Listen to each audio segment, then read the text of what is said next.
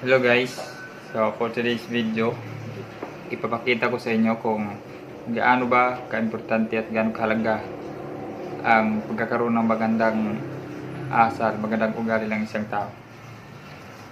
So ito, tao. Ito ang dalawang tao. Yung isa,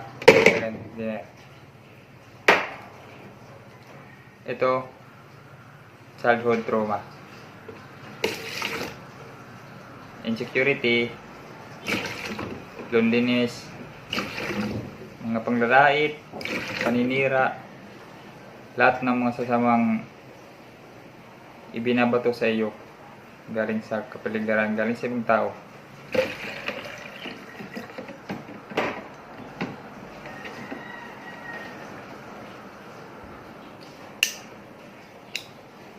Minsan kailangan natin ng tulong, kunting tulong.